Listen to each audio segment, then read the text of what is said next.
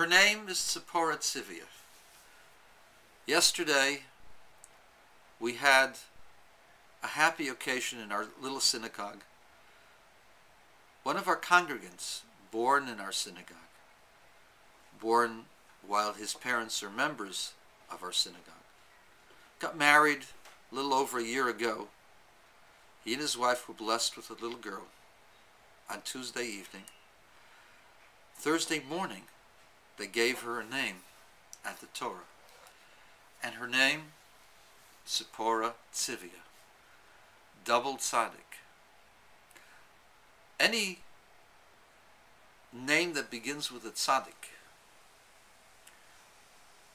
expresses the concept of the Messiah, expresses the concept of redemption. For Moses was 80 years old, and he, at 80, expresses the letter Pei.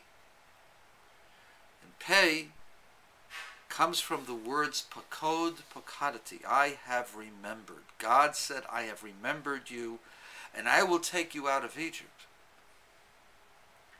And the tzaddik stands for Tzemach David, the sprouting of David. The sprouting of David is the sprouting of the light of redemption. And a double tzaddik stands for Tzemach Tzomachti, I have sprouted a sprout, the sprouting of redemption.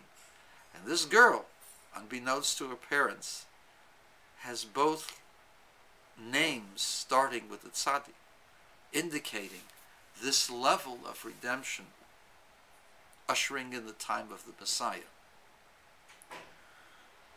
She is named after her great-grandmother. I never knew the woman, but I know her son,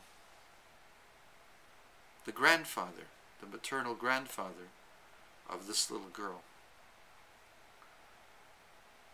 She serves as a memory and a reincarnation of a beautiful life that now will be alive once again.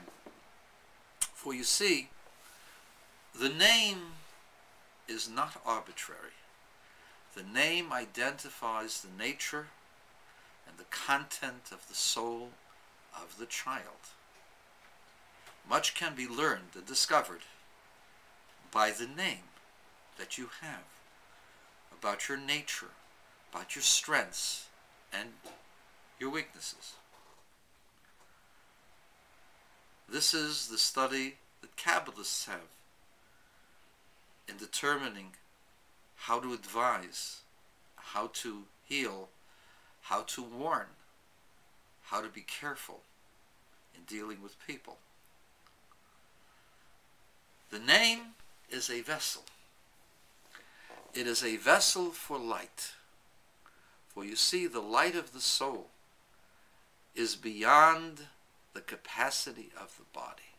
Body cannot fathom the profundity of the life force that is the soul. The soul not only is transcendent, the soul relative to the body is infinite.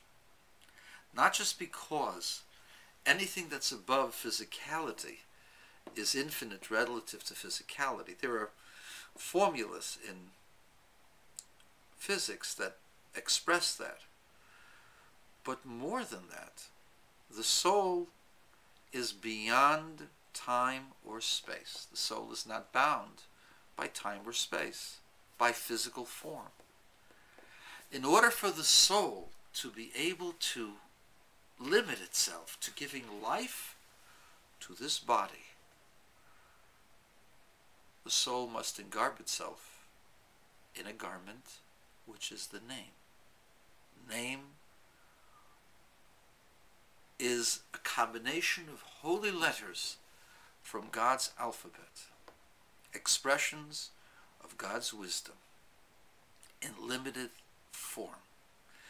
And so the soul, the infinite soul, rests upon those letters which become the channels to give life and energy to that soul. The word Tziporah means a bird. Tziviah is a female deer, a doe. Each of them expressing the ability to move quickly and avoid danger, to rise above or away from things that are harmful. There is a third way in dealing with things that are harmful, and that is through transforming the evil into good. And that is very, very difficult. To transform your enemy into your friend is an exceptionally dangerous and difficult task.